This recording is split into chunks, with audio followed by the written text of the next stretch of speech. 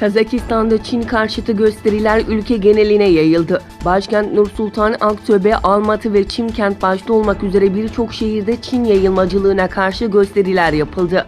Kazakistan hükümetinin Çin politikasına tepki gösteren binlerce gösterici, Çin projelerine hayır, Çin yayılmacılığına yol vermeyeceğiz yazılı pankartları taşıdı. Ayrıca Aktobeli Kazaklar Çin fabrikalarının açılmamasını talep ettiklerini ifade ettiler.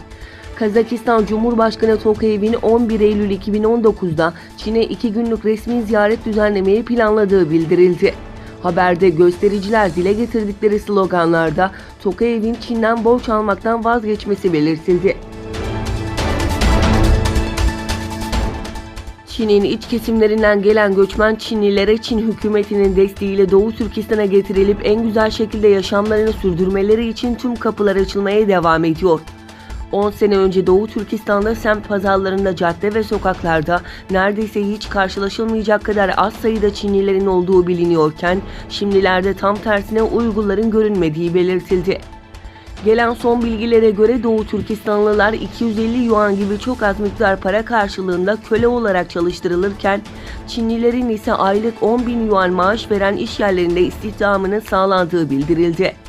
Ayrıca bir Çinlinin Uygur kızla evlenmesi halinde hükümet tarafından 100.000 yuan koşulsuz kredi, ev, araba ve iş imkanı sağlandığı ortaya çıktı.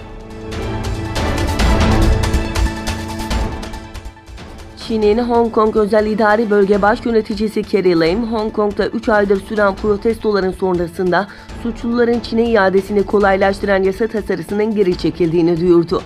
Protestoların 13. haftasında alınan bu kararla beraber Hong Kong sokaklarındaki eylemciler "Hong Kong'u geri aldık, zamanımızın devrimi" sloganlarını atarak kutlama yaptı. Yerel medya bazı grupların ve eylemcilerin bu karara hala şüpheci yaklaştıklarını duyurdu.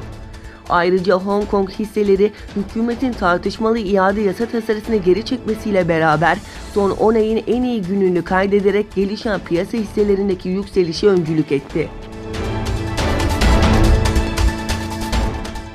Pakistan Ordu Sözcüsü Tümgeneral Asif Gafur, Hindistan'la Keşmir konusunda yaşanan gerilim hakkında Pakistan sürekli tansiyonu düşürmeye çalıştı. Nükleer güce sahip ülkelerde savaşa yer yok dedi.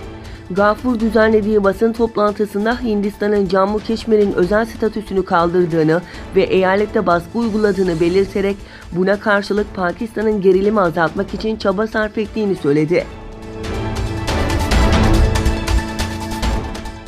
İran, Cuma gününden itibaren nükleer anlaşmada yer alan bazı yükümlülükleri yerine getirmeyeceğini açıkladı.